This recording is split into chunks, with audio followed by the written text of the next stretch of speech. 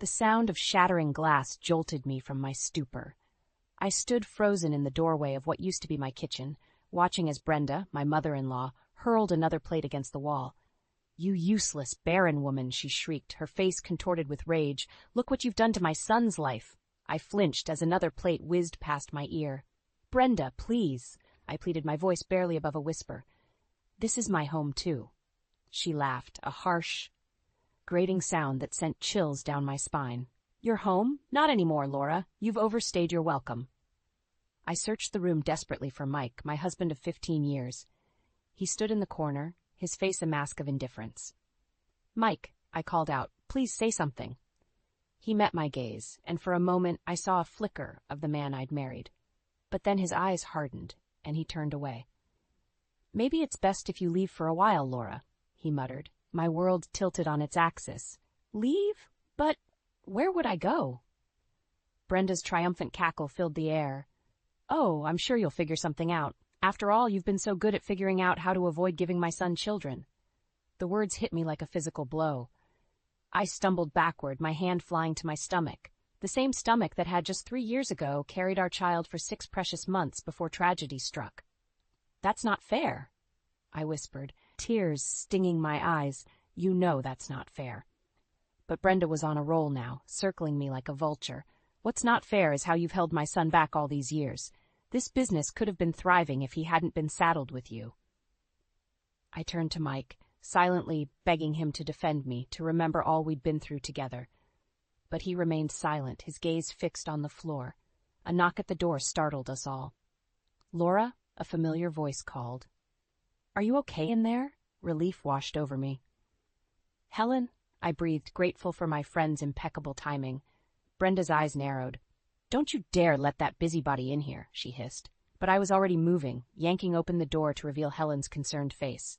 "Oh, thank God," I murmured, pulling her inside. Helen took in the scene, the broken dishes, Brenda's red face, Mike's hunched shoulders, and her expression hardened. "What's going on here?" "Nothing that concerns you," Brenda snapped. "This is a family matter." Helen's arm went protectively around my shoulders. "Laura is my family," she said firmly. "And from what I can see, she needs me right now." I leaned into her embrace, drawing strength from her presence. "They want me to leave," I said, my voice cracking. Helen's grip tightened. "Leave? This is your home, Laura. You and Mike built this life together." "Built it on lies and disappointment," Brenda interjected. "It's time for my son to start fresh." I looked at Mike, searching for any sign of the man I'd fallen in love with. "Is that what you want?" I asked softly. "To start fresh without me?" He finally met my gaze, and the coldness in his eyes made me shiver. "I think it's for the best," he said, "at least for now." The floor seemed to drop out from under me. Helen's arm was the only thing keeping me upright. "Then I'll go," I surprised by the steadiness in my voice. "But don't think for a second that this is over." As Helen led me toward the door, I caught a glimpse of something on the kitchen counter, a stack of papers I hadn't noticed before. My heart clenched as I recognized the letterhead of a local law firm. Divorce papers. They'd already drawn up divorce papers.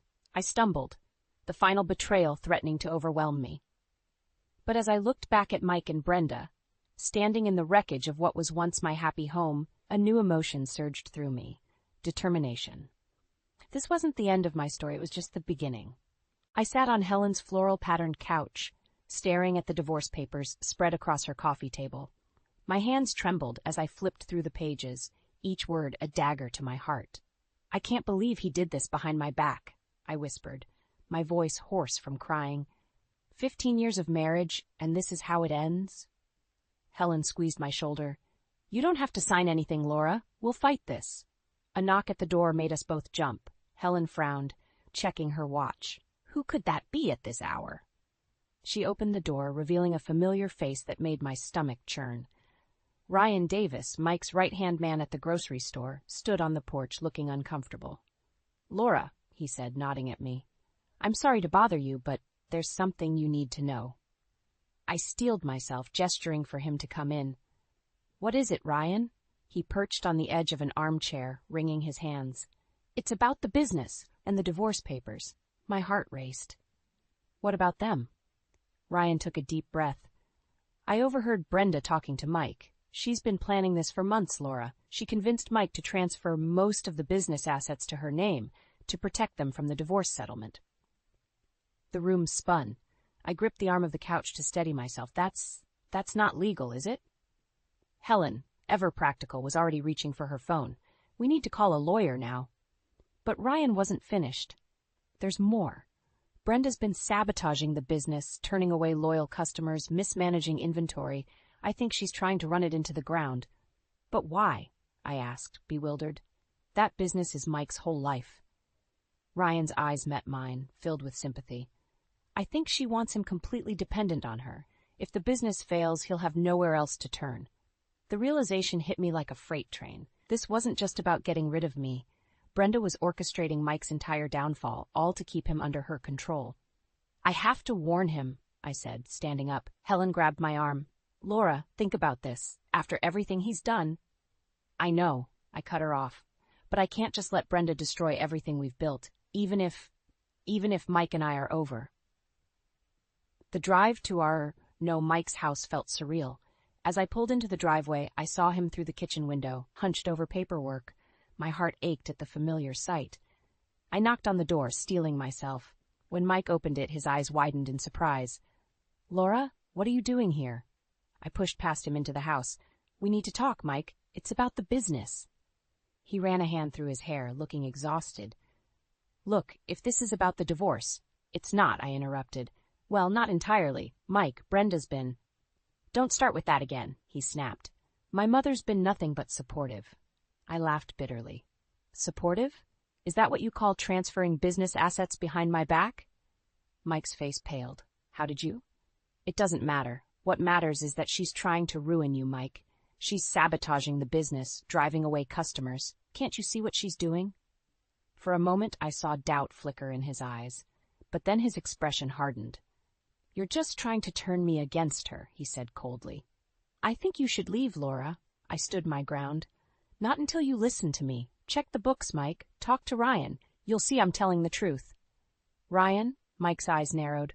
What does he have to do with this? Before I could answer, a car door slammed outside.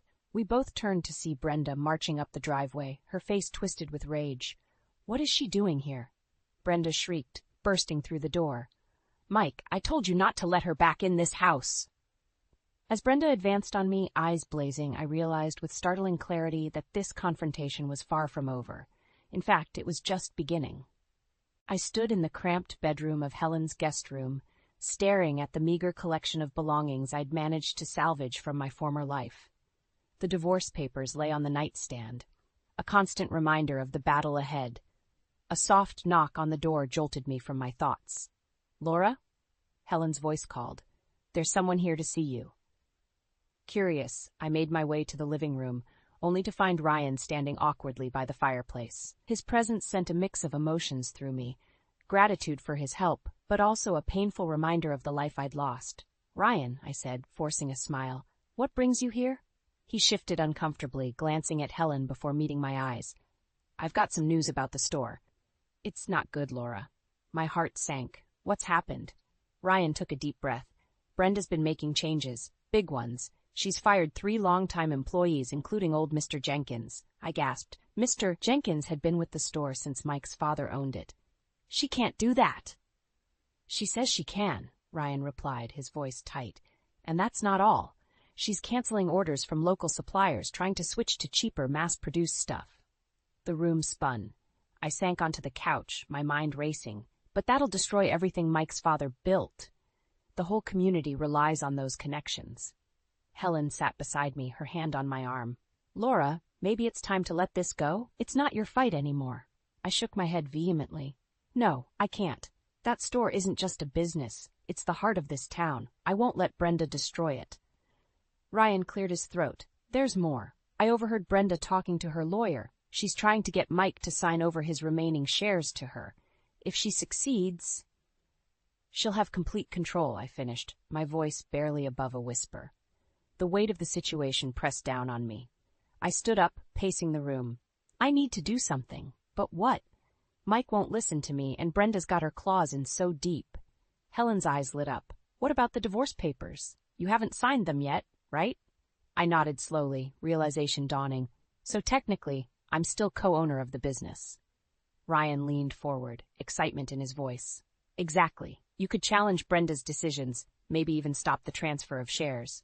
For the first time in days, I felt a glimmer of hope. I need a lawyer, I said, determination filling my voice. Helen was already reaching for her phone. I know just the person, tough as nails and hates bullies. She'll eat Brenda for breakfast. As Helen made the call, I turned to Ryan. Thank you for telling me all this. I know it can't be easy, caught in the middle like this. He shrugged, a small smile on his face.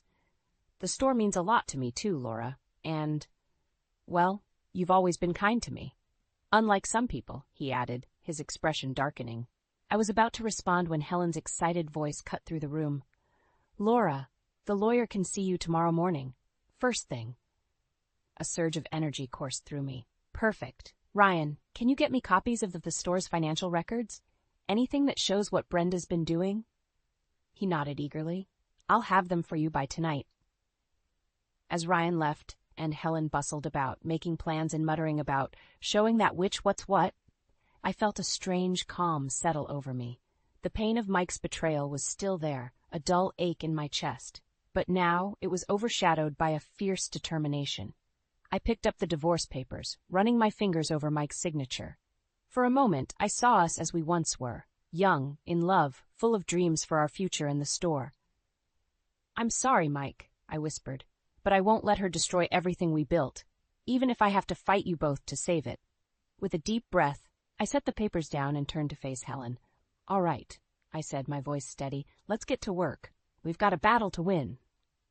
I stood outside Sherman's grocery, my heart pounding as I watched customers trickle out, their faces etched with disappointment. The store that had once been the pride of our town now looked shabby and neglected. Taking a deep breath, I pushed open the door, the familiar bell chime now sounding more like a death knell. Inside, the shelves were half empty, and what little produce remained looked wilted and sad. I caught sight of Ryan behind the counter, his face lighting up when he saw me. Laura, he said, relief evident in his voice. Thank God you're here. It's been a nightmare. Before I could respond, a shrill voice cut through the air. What is she doing here? Brenda emerged from the back office, her eyes narrowing as she spotted me. I thought I made it clear you're not welcome here anymore. I straightened my spine, meeting her gaze. I'm still co-owner of this business, Brenda, and from what I can see, it needs all the help it can get. She scoffed, waving a dismissive hand. We're doing just fine without your interference. Are you? I challenged, gesturing to the empty shelves. Because it looks to me like you're running this place into the ground. Brenda's face flushed with anger, but before she could retort, the bell chimed again. We all turned to see Mrs. Hawkins, one of our oldest and most loyal customers, enter the store. Oh, Laura, dear, she said, her face lighting up. It's so good to see you. I was hoping you might be back. I smiled warmly at her. It's good to see you too, Mrs. Hawkins. How can we help you today? She hesitated, glancing around the store. Well, I was hoping to get some of that lovely local honey you always stocked, and perhaps some fresh vegetables for my famous casserole. My heart sank as I realized we had neither. But before I could speak, Brenda jumped in. I'm afraid we've had to make some changes to our inventory, she said, her voice sickly sweet. But I'm sure we can find you some alternatives. Mrs. Hawkins frowned. Alternatives? But I've been buying the same products here for years. My Herald, God rest his soul, always said Sherman's was the best store in the county because of its local touch. I saw an opportunity and seized it. Mrs. Hawkins, I promise you we'll have your honey and fresh vegetables back in stock by next week. Won't we, Ryan? Ryan nodded eagerly, ignoring Brenda's glare. Absolutely. I'll make the calls myself. Mrs. Hawkins beamed. Oh, wonderful. I'll be sure to tell everyone at the senior center. We've all been so worried about the changes here. As she left, promising to return, Brenda rounded on me. How dare you? She hissed. You have no right to make promises about this store. I have every right, I shot back, and I won't stand by and watch you destroy everything Mike's family built.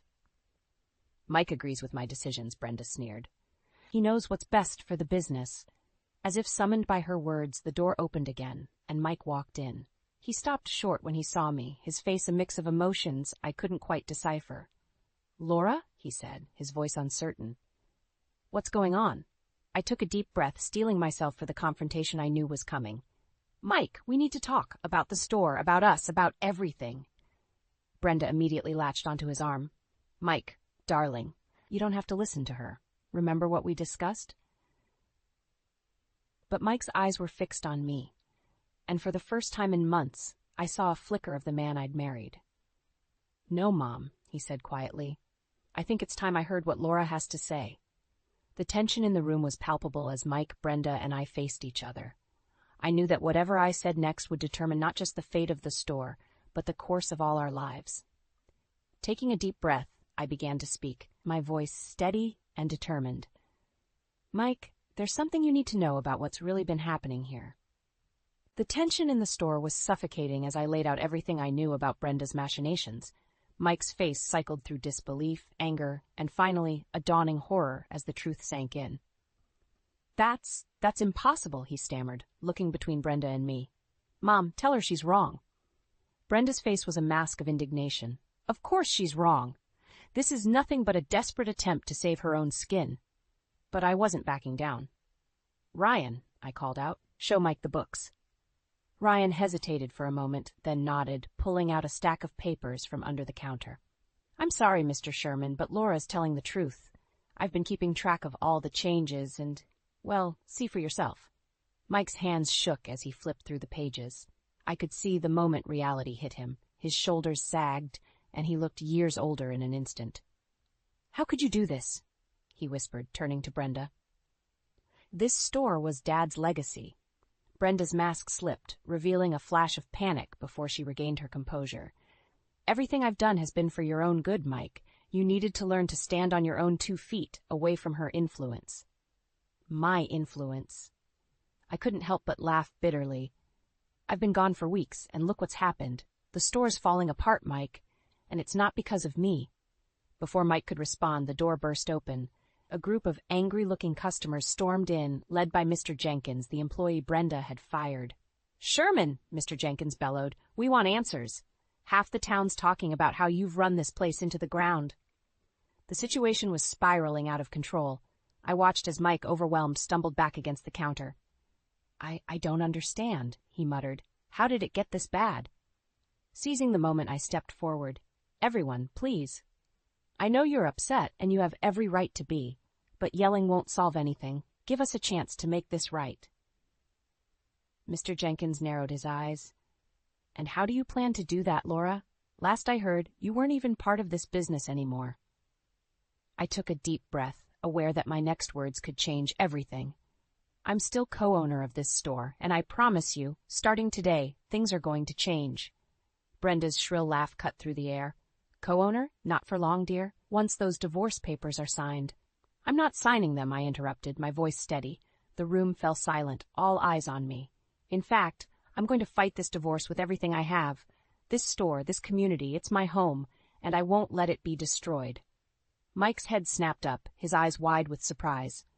For a moment, I saw a flicker of the man I'd fallen in love with, buried beneath years of his mother's manipulation. "Laura," he said softly, I don't know what to say." "You don't have to say anything right now," I replied, "but we need to act fast if we're going to save this business." Turning to the crowd, I continued, "I'm asking for your trust and your patience. Give us 2 weeks. If we can't turn things around by then, well, I'll step aside for good." A murmur ran through the group. Finally, Mr. Jenkins spoke up. 2 weeks, Laura, not a day more." As the crowd dispersed, I felt a mix of relief and terror. What had I just committed to? Ryan approached, a tentative smile on his face. "That was incredible, Laura, but how are we going to do this?" I glanced at Mike, who was staring at the financial records with a lost expression, then at Brenda, whose face was twisted with barely contained rage. "I don't know yet," I admitted, "but I do know we can't do it alone. Ryan, start calling our old suppliers. See who we can win back. I'll reach out to Helen. We're going to need all the help we can get." As I turned to leave, Mike's voice stopped me. "Laura, wait. I want to help, if you'll let me." I met his gaze, seeing a glimmer of the man I'd once known. It wasn't forgiveness, not yet, but it was a start. "Okay," I nodded. "Let's save our store." The past week had been a whirlwind of activity. Ryan and I had been working around the clock, reaching out to old suppliers, mending fences with disgruntled customers, and trying to breathe life back into Sherman's grocery. Mike had been helping too in his own hesitant way, but I could see the toll it was taking on him.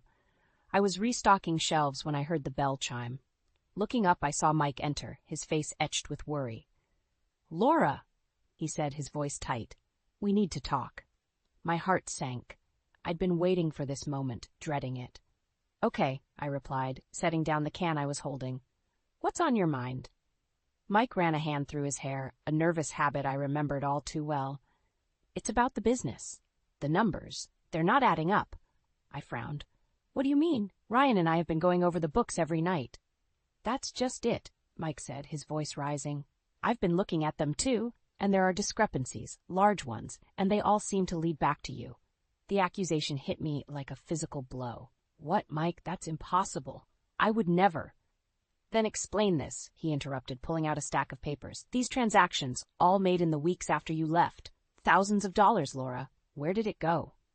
I stared at the papers, my mind racing. I don't understand. I never made these transactions."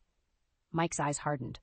"Don't lie to me, Laura. Not now. Was this your plan all along? To bleed the business dry before the divorce?" The injustice of it all made my blood boil. "How dare you?" I hissed. "After everything I've done to save this store, how can you even think that?" "Because the evidence is right here," Mike shouted, waving the papers.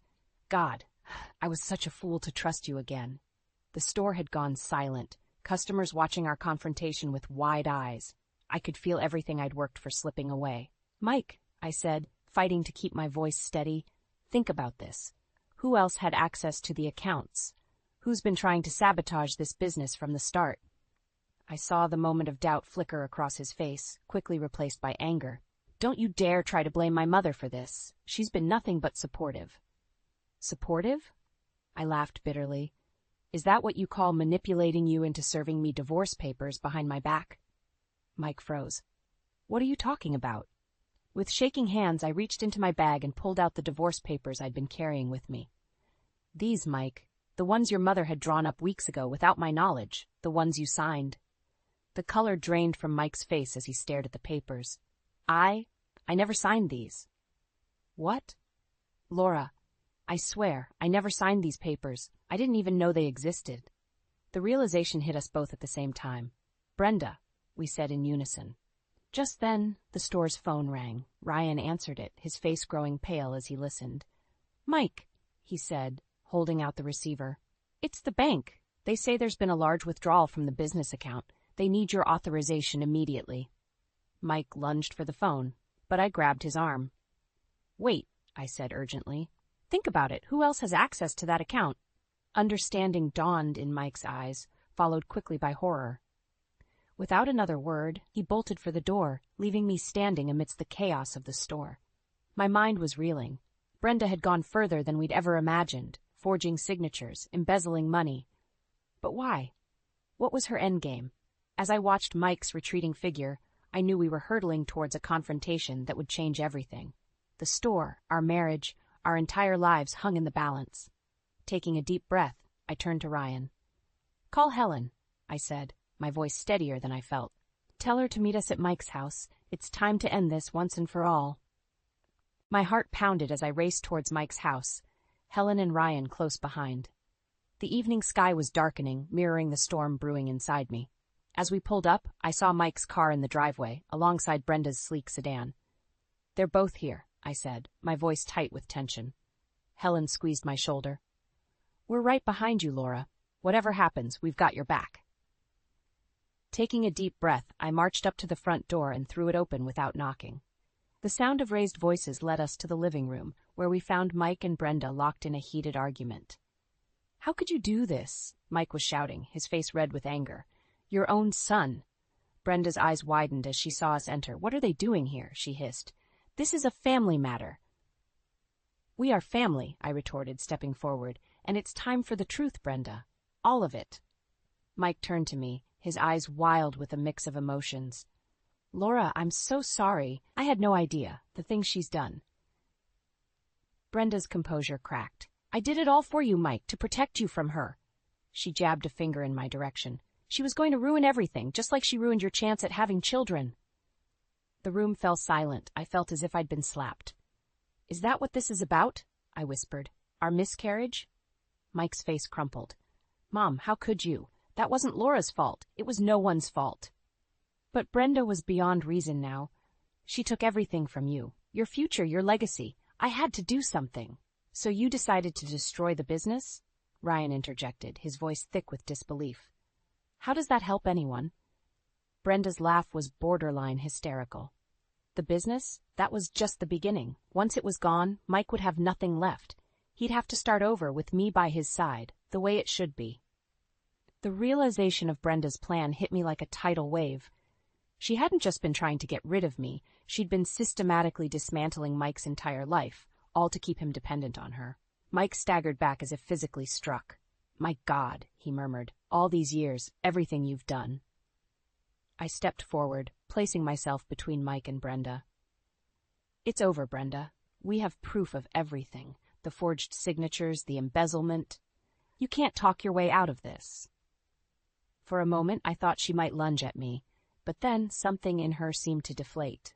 You'll never understand, she spat. A real mother would do anything for her child. No, Mike said, his voice stronger now.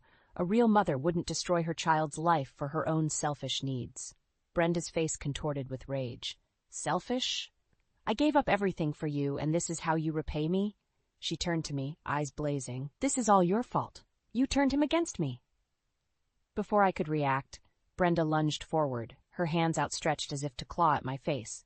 I stumbled backward, but Mike was faster. He stepped between us, catching his mother's wrists. That's enough, he roared. The authority in his voice seemed to shock even Brenda into silence. You're going to leave now, Mom, and you're never coming back. As Ryan and Helen moved to escort Brenda out, I watched the woman who had caused so much pain and destruction crumble before my eyes. For a moment, I almost felt pity for her. The slamming of the front door echoed through the house, leaving Mike and me alone in the sudden silence. We stood there, the weight of everything that had happened pressing down on us. Finally, Mike turned to me, his eyes brimming with unshed tears. Laura, he whispered, I don't know if I can ever make this right, but I want to try, if you'll let me. I stared at him, my emotions a whirlwind of anger, hurt, and a tiny flicker of hope. As I opened my mouth to respond, I realized that this moment would define not just our future, but who I was going to be from this point forward. The choice was mine and mine alone. 6 months had passed since that fateful night when Brenda's web of lies unraveled. I stood in front of the mirror, adjusting my blazer, hardly recognizing the woman staring back at me. Today was my first day as a social worker, a path I never imagined I'd take. The doorbell rang, and I opened it to find Helen beaming at me. Ready for your big day? She asked, pulling me into a hug. As ready as I'll ever be, I replied, my stomach fluttering with nerves and excitement. As we drove to the community center, Helen filled me in on the latest town gossip. Did you hear about Brenda? She asked hesitantly. I tensed. What about her? She's moved to Florida. Apparently she's not speaking to anyone from town anymore. I nodded, a mix of emotions washing over me. Brenda's actions had caused so much pain, but in a way they'd also set me free. And Mike? I asked, my voice barely above a whisper. Helen's expression softened. He's still trying to salvage the store. Ryan's been a big help. We pulled up to the community center, and I took a deep breath. This is it, I said, more to myself than Helen. You're going to be amazing, Helen assured me. Those people in there need someone like you, someone who understands what it's like to overcome adversity. As I walked into the building, my mind drifted back to the night everything changed. Mike's plea for a second chance had hung in the air between us, heavy with years of hurt and betrayal. In that moment, I'd made a choice, not just about our marriage, but about the woman I wanted to be. I can't go back, Mike, I'd told him, my voice steady despite the tears in my eyes. But maybe we can both move forward. The next few months had been a whirlwind of change. Mike and I had decided to separate, but amicably. We worked together to save the store, rebuilding trust not as husband and wife, but as business partners. And in the process, I discovered a strength in myself I never knew existed. Now, as I stood in front of my first group of clients, women who'd faced their own battles with manipulative relationships and shattered dreams, I felt a sense of purpose I'd never experienced before. "Welcome, everyone," I began, my voice stronger than I expected. "My name is Laura, and I'm here to help you navigate the challenges you're facing. But more than that, I'm here to remind you of the strength you have within yourselves." As I shared my story, the manipulation, the betrayal, the journey to self-discovery, I saw recognition in their eyes. These women understood, in a way no one else could, the courage it took to reclaim your life. "It's not easy," I told them, "but you are not alone, and you are so much stronger than you know." After the session, as I gathered my things, I noticed a familiar figure hovering in the doorway. Mike stood there looking uncertain. "Laura," he said softly, "I hope it's okay that I came. I wanted to see you in action." I felt a flutter in my chest, but it wasn't the ache of lost love. It was pride in myself, in how far I'd come. "Thank you for coming, Mike," I said sincerely. He smiled, a hint of sadness in his eyes. "You're amazing, you know that? These women are lucky to have you." As we walked out together in comfortable silence between us, I realized something profound. The revenge I'd once craved against Brenda, against Mike, even against life itself for the hardships I'd faced, it had transformed into something far more powerful. I'd found my purpose, my strength, my voice. Standing in the warm afternoon sun, I turned to Mike. "I forgive you," I said, the words lifting a weight I didn't know I'd been carrying, "and I forgive myself too." Mike's eyes widened in surprise, then filled with understanding. "Thank you," he whispered. As we parted ways, Mike to the store, me to meet Helen for a celebratory dinner, I felt a sense of peace wash over me. The journey had been painful, filled with betrayal and heartache, but it had led me here, to this moment, to this version of myself. I was Laura Collins, survivor, social worker, and architect of my own happiness, and my story was far from over. "You barely visit anymore. Marriage should be your priority, not this silly career," Lydia snapped, her cold eyes boring into me. Milo shifted uncomfortably beside me, on the floral-patterned couch. "Mom, Elise works hard. You don't have to be so hard on her." Lydia waved her hand dismissively. "She needs to focus on her duties as a wife. When are you two going to start a family?" I clenched my jaw, fighting the anger bubbling inside me. This wasn't the first time Lydia had made digs about my job and criticized me as Milo's wife. But today, on our rare joint day off, it stung more than usual. "My career is important to me," I said evenly, proud of myself for not raising my voice. "And we've discussed children. We'll have them when the time is right for us." Lydia's eyes narrowed. "For you, you mean? For your convenience and schedule, typical modern woman always putting selfish desires first. That was it." "We should get going," I said flatly, standing up. Milo opened his mouth, then closed it again, standing as well. "Yes, run off. Par for the course these days," Lydia called after us. The drive back to our condo was silent. Milo kept glancing over at me, lips pursed, but I stared straight ahead, too angry to speak. How could he let his mother talk to me like that? When we got home, I went straight to the bedroom to be alone. A few minutes later, Milo poked his head in. "Else, are you okay?" I whirled around, my fury unleashed. "No, I'm not okay. Your mother constantly belittles me and my career, and you just sit there and take it. Do you agree with her outdated, misogynistic views?"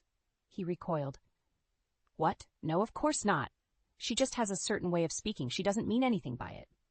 I stared at him in disbelief. "Doesn't mean anything by it?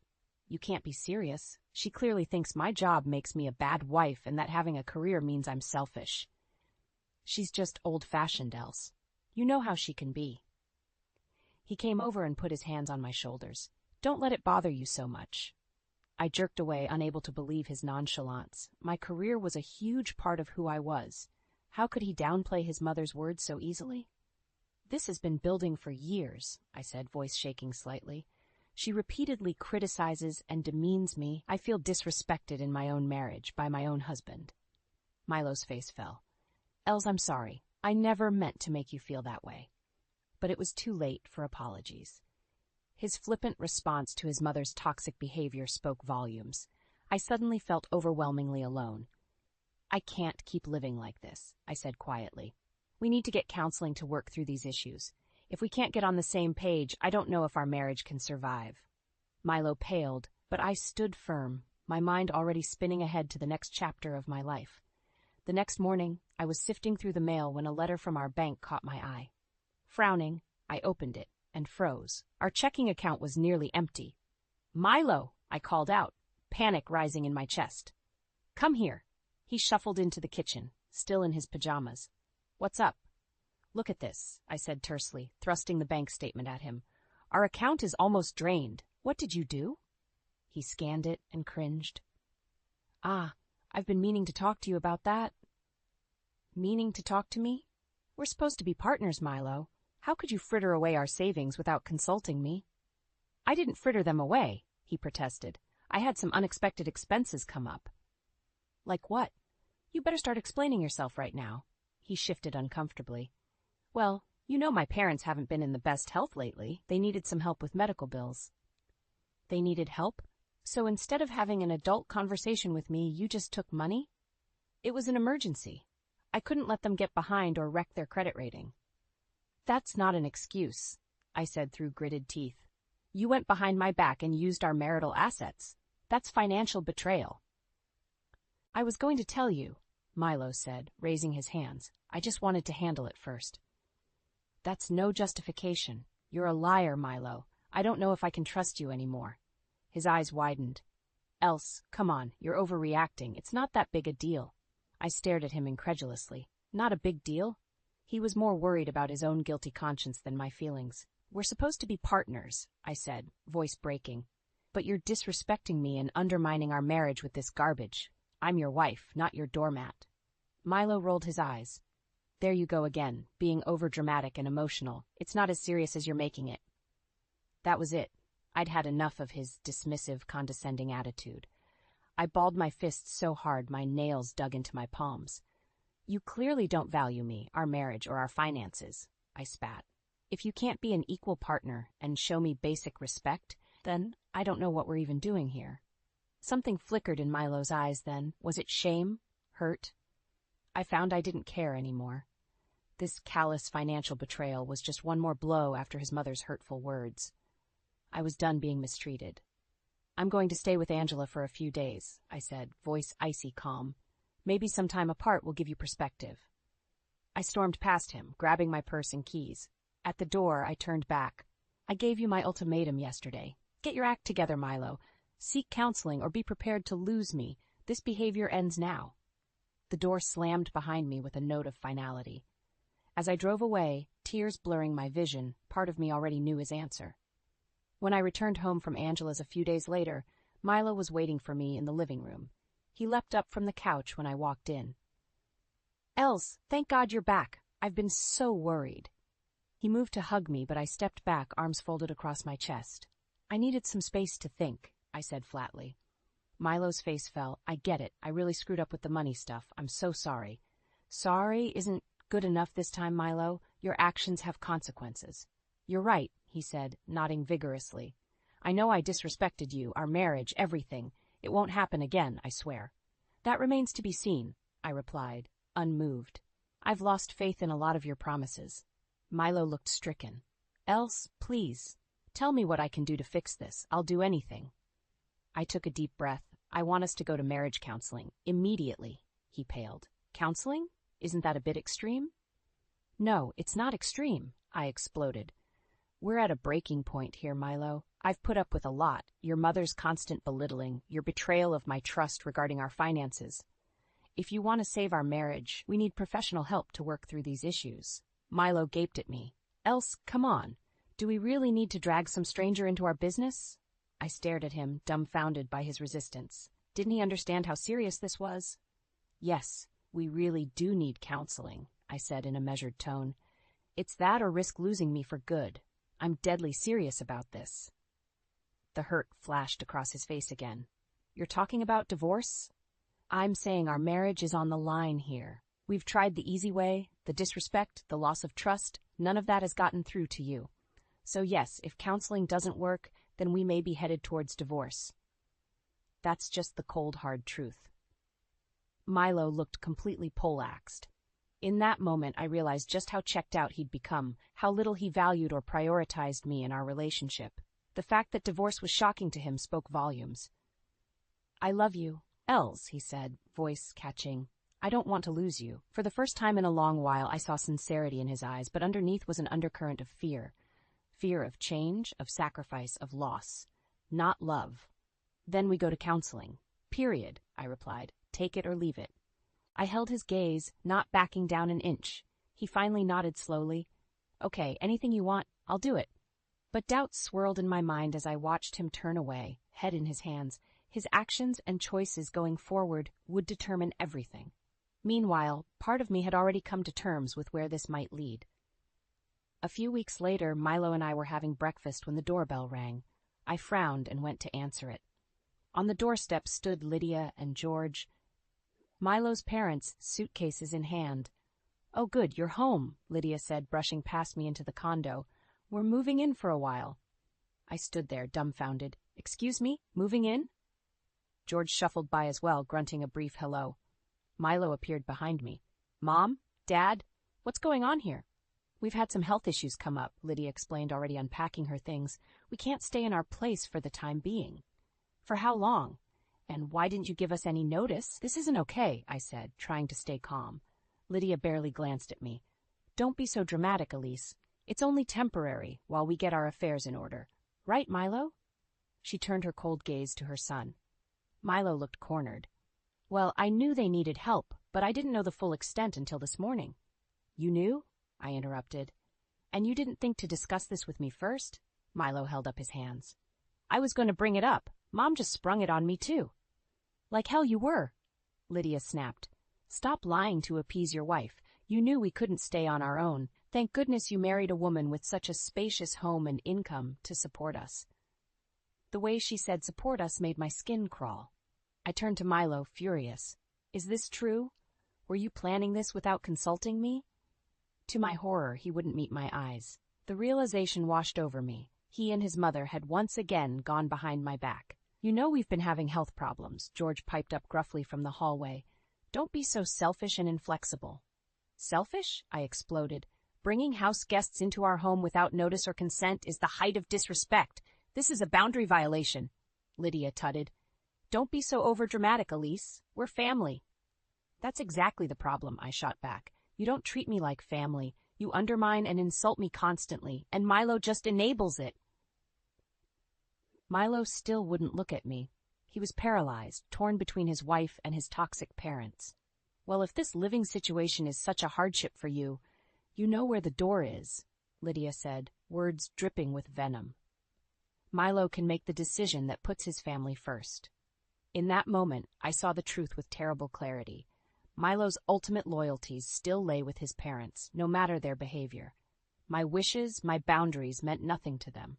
Tears stung my eyes as I stared at my husband's cowardly, downcast face. It was over. I was done being disrespected and trampled on.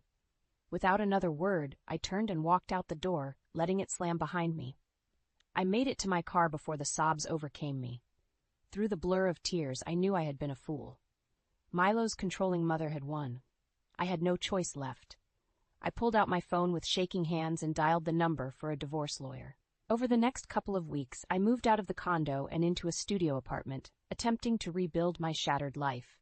I went through the motions at work and tried to block out the pain and anger. My mind kept returning to Milo moving his parents in without my consent. It was a profound breach of trust, and there had to be more to it. He couldn't be that oblivious and controlled by his mother, could he? One night, I was going through some old files and came across our joint banking statements from the past year. Frowning, I pulled out a pen and paper and started tallying up some numbers. 2 hours later, I slumped back in my chair, staring at the totals in horror. It all made sense now. Milo had been funneling money from our accounts to his parents in secret for months. Thousands upon thousands of dollars frittered away under the guise of medical emergencies and essential expenses. I felt sick to my stomach. Not only had Milo violated my trust by moving his parents in, he had been systemically draining our finances to support them behind my back. It was a level of deception I couldn't have imagined. The next morning, I stormed up to Milo's office at the school, heart pounding.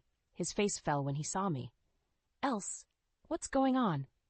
This, I spat, shoving the accounting notes at him. This is what's going on. Milo scanned the papers and visibly paled. Oh, God! Oh, God is right, I exploded. How could you do this, secretly siphoning our money for over a year? Do you have any idea the level of betrayal here? Else, I was going to tell you.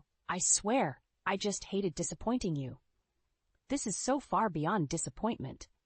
I was shaking with rage. You've been lying to me for months, using joint marital assets to fund your parents' lives. It's financial infidelity. Milo hung his head. I know. It spiraled out of control before I could fix it. Spiraled? I laughed bitterly. You made the choice to deceive me repeatedly. I just can't believe you'd stoop this low. Please. You have to understand, they really did have emergencies and nowhere else to turn. Don't give me that. I cut him off. This is about your inability to set boundaries with your toxic, manipulative mother. Always has been. Milo looked up, shame and hurt warring on his face. I almost felt bad for a moment until I remembered he had brought this upon himself. I can't be with someone who repeatedly violates my trust and boundaries, I said, my voice shaking. Someone who values his parents' whims above his own wife's needs and well-being. It's over, Milo. The words hung in the air. Deep down, part of me realized I'd already made my choice. Else, no, please. Milo reached for me, but I jerked away. It's done, I said flatly. I'll have my lawyer begin divorce proceedings.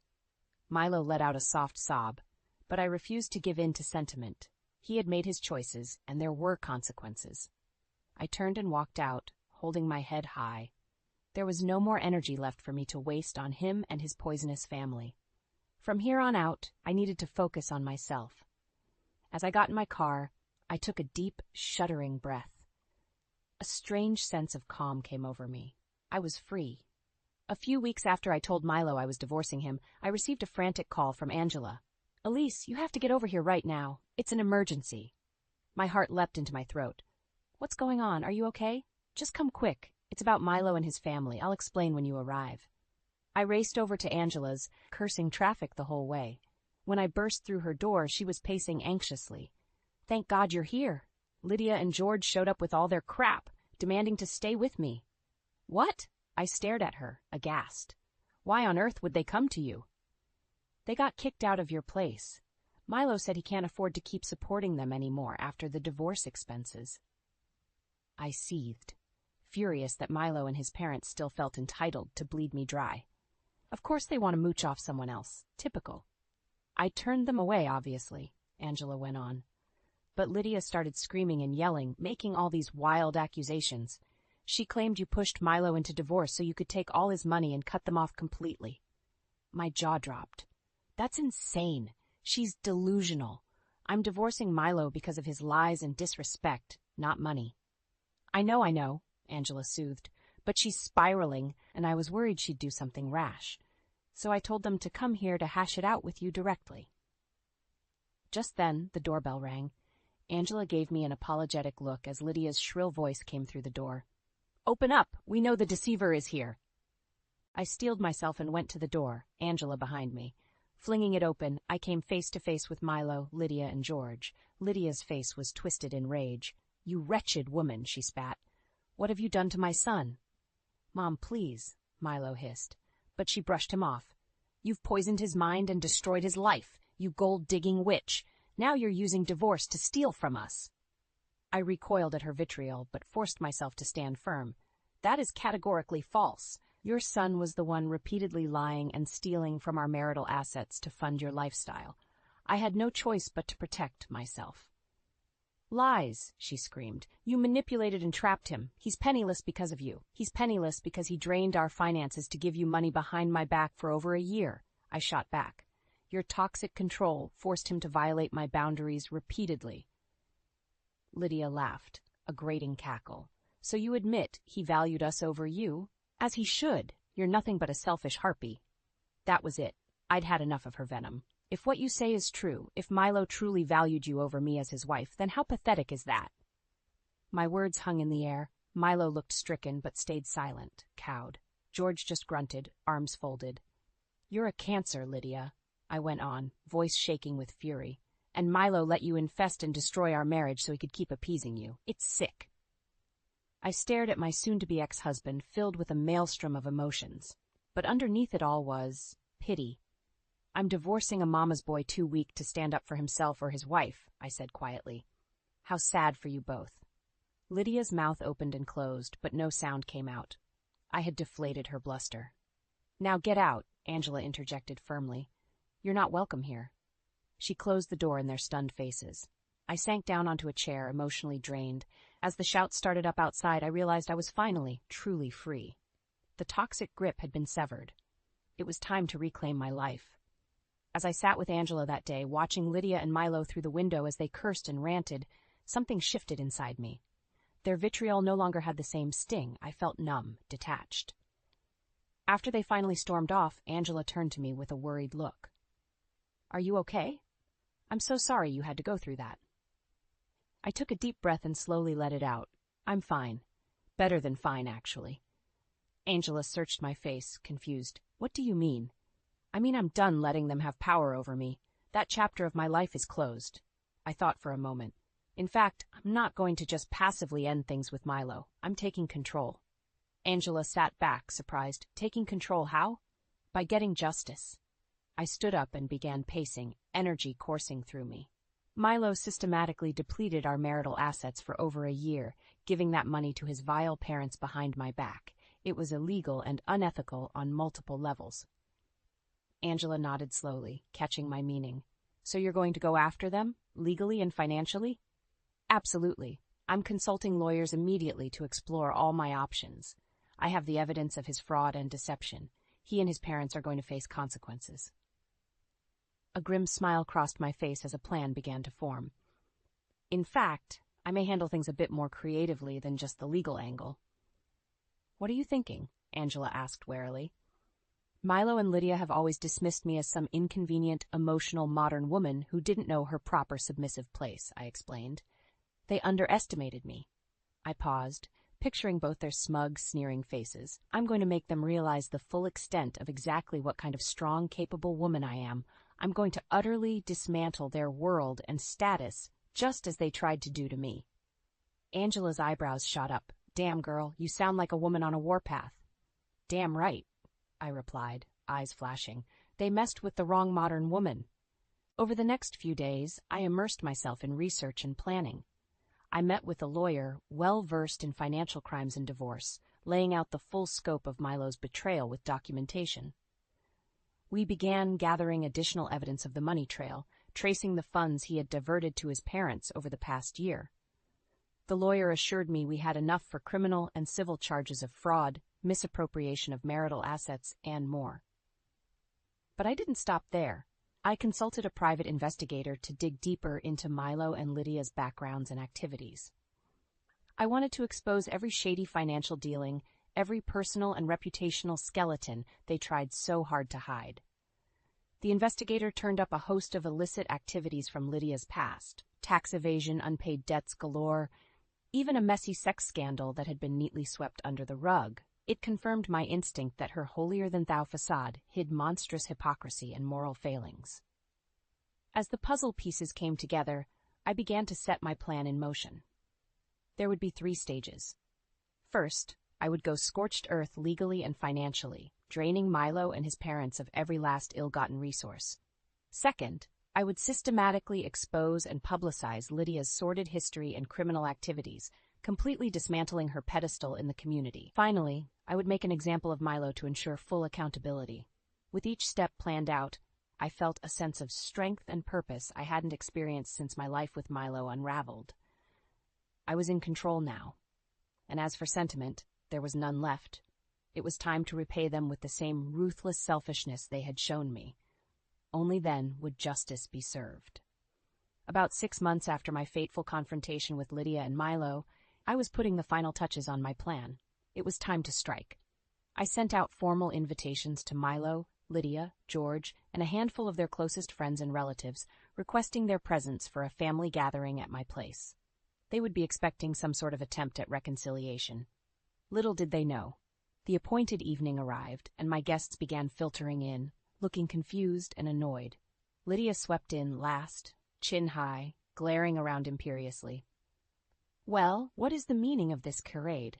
She demanded when she spotted me. I smiled thinly.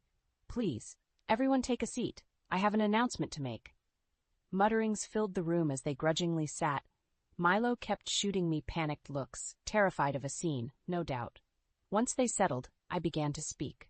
Friends, family, I've gathered you all here today to share some important news and set the record straight on a few matters. I paused, taking in their wary faces. Lydia was scowling.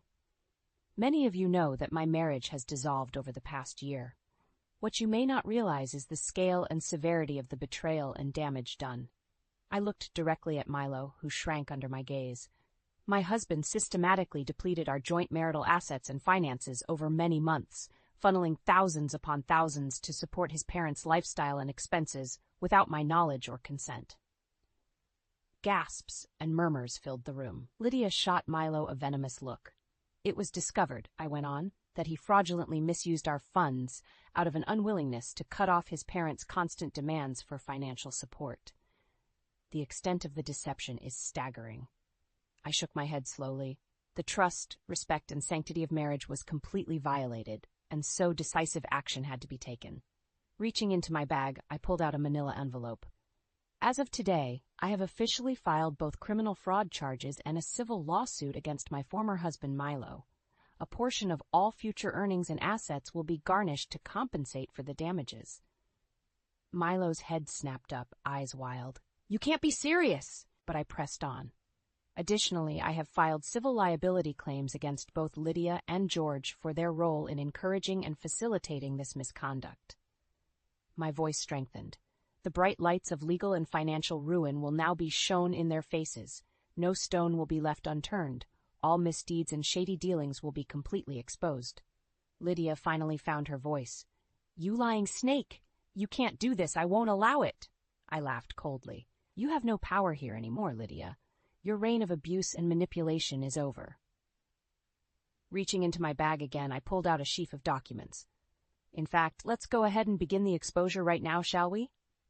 I started detailing Lydia's long history of criminal transgressions, tax evasion, insurance fraud, illegal offshore accounts, shady business dealings, even her little sex scandal that she thought stayed buried. Her face ashen, Lydia gaped at me as I mercilessly laid out the bitter, ugly truth. Around the room, shock and revulsion rippled through the guests, utterly dismantling the vain, holier-than-thou facade she had carefully constructed over the years, showing the world the real Lydia, a grasping, immoral hypocrite. She had no one to blame but herself. I finally fell silent. Lydia could only whimper denials through trembling lips. Looking around the room, I saw the dawning horror and disgust on every face, even Milo's. Her house of lies and illusions was crumbling. This was my revenge, my justice. They had underestimated me at every turn, and now the tables were turned. You brought this upon yourselves, I said quietly. You chose to make me your enemy, and you have no one to blame but yourselves.